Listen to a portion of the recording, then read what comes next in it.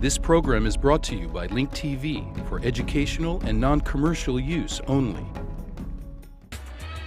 Syrian President Bashar al-Assad denies secret peace talks with Israel. Meanwhile, the Arab League is sending representatives to meet with Olmert's government. Is this a coincidence? These stories and more on Link TV's Mosaic Intelligence Report.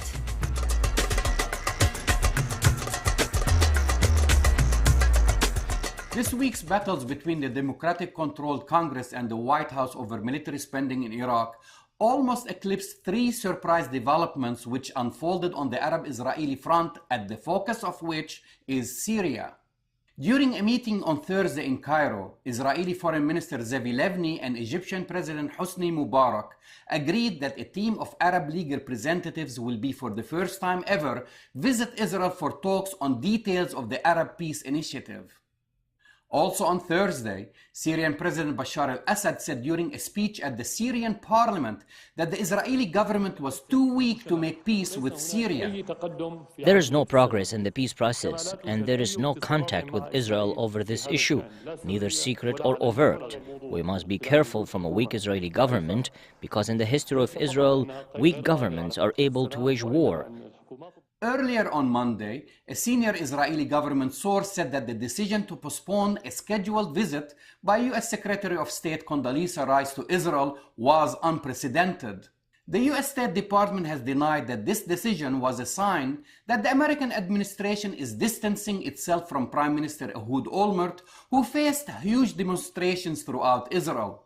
Are all these events a coincidence? And who should we believe? Unofficial talks between Israelis and their Arab neighbors are nothing new.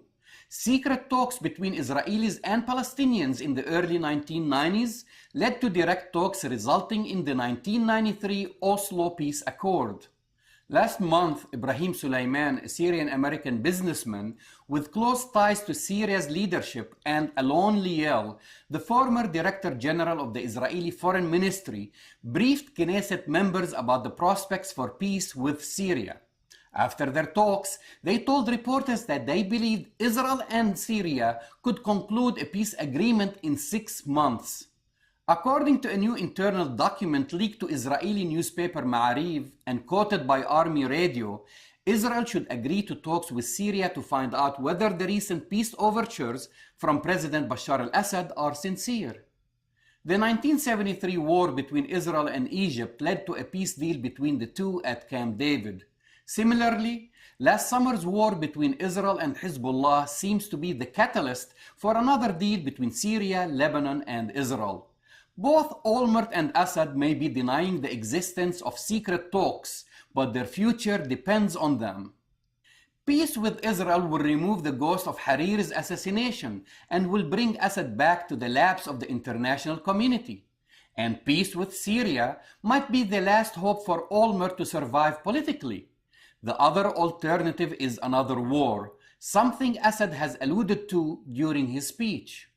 Condoleezza Rice has made several trips to the Middle East since taking office as Secretary of State to revive a stalled peace between Israel and its neighbors. None of those have made a tangible difference. Perhaps her absence this time might lead to a success the Bush administration can take claim to. I'm Jamal Dajani for the Mosaic Intelligence Report. To learn more about this program or to share your thoughts, visit us at linktv.org/mosaic.